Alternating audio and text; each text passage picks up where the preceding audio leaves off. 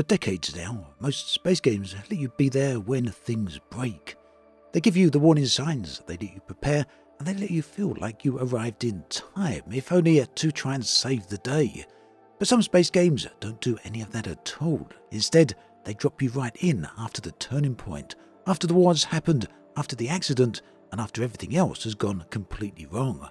And from that moment on, you're not trying to stop the disaster because you're absolutely stuck with it. You're there with the after effects, and that means you're trying to play the game inside and after the disaster.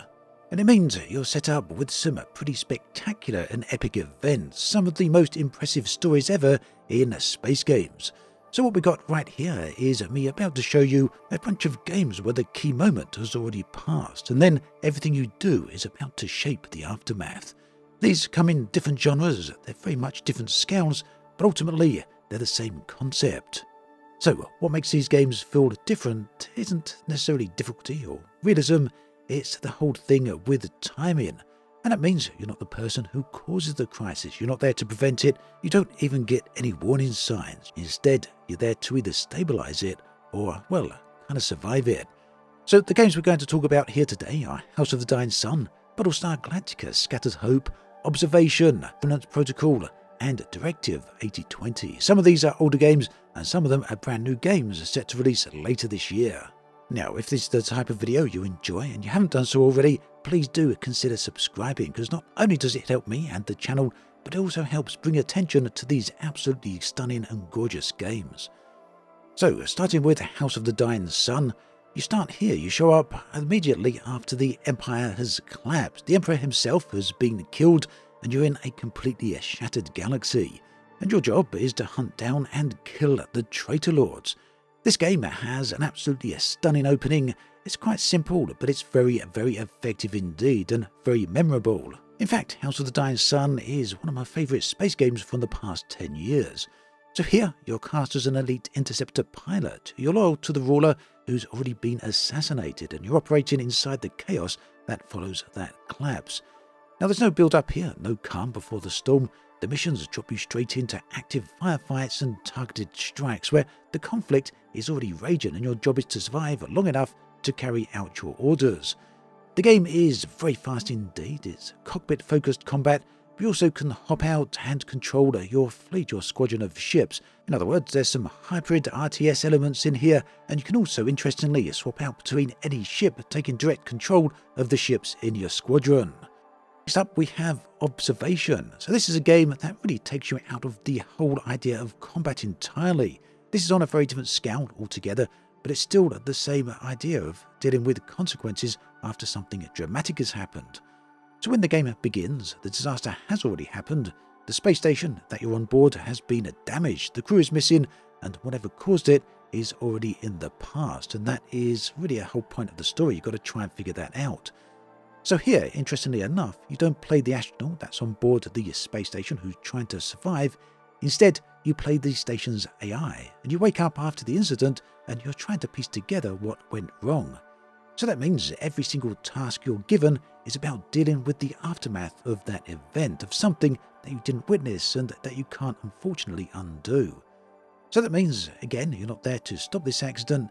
You're here instead to kind of survive what's happened, and you've got to deal with what's left functioning on board the station. And importantly, the whole goal as an AI is to ensure that someone does survive this disaster. Very, very interesting story here because, immensely creepy, but very, very immersive as well.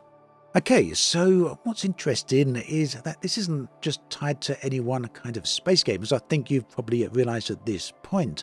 We got completely different ideas of space games, completely different genres, and you see this concept showing up in completely different places, in combat, in survival, and even in full-on narrative-driven story games. Now, there are a lot of other titles out there that fall into this category of gaming, but I'm going to talk about 3 in specific. Each of these are upcoming games, so they're not released just yet, but something to very much look forward to. Now, Battlestar Galactica, Scattered Hope takes the same idea and really scales it up. If you're familiar with the story, you'll be well aware that the 12 colonies are already gone and humanity has already lost.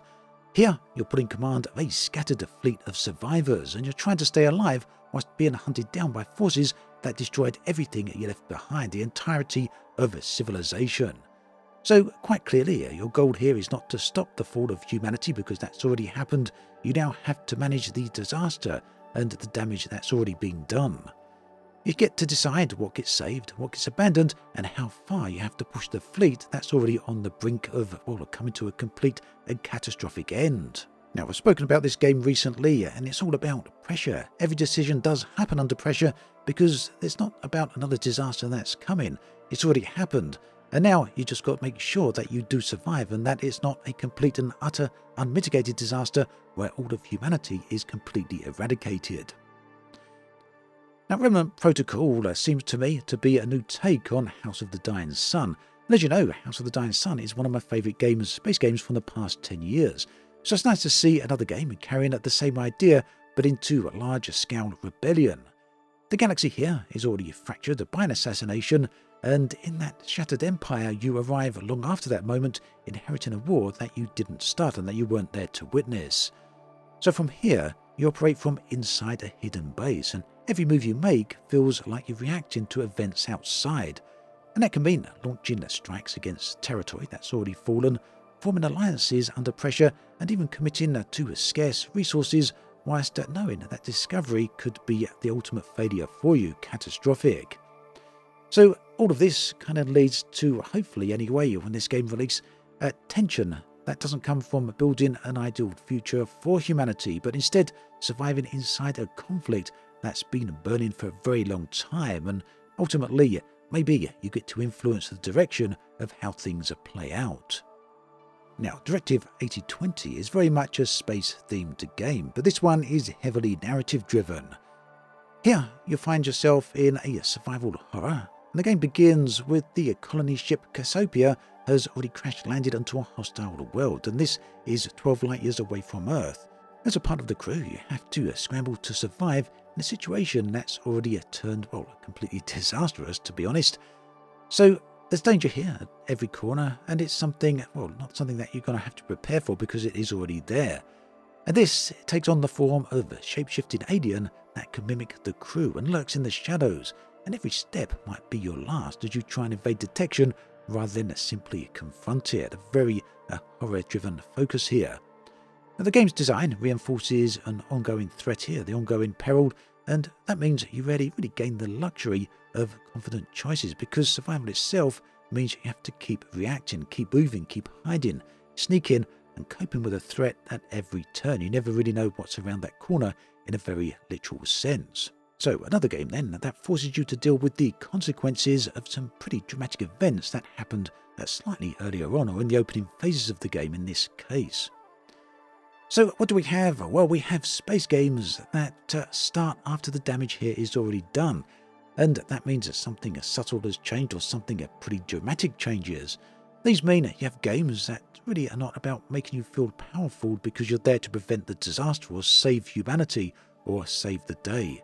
Instead, you really have to deal with problems that are not of your making. And for me, these place these games into a very interesting category. What I like about them is the fact that right off the bat, straight out of the gate, you have to deal with some pretty dramatic events, not waiting for a lead up, not waiting for the build up, but immediately. So as with House of the Dying Sun, for example, you've got to deal with a pretty dramatic conflict, and it's something that I find really interesting.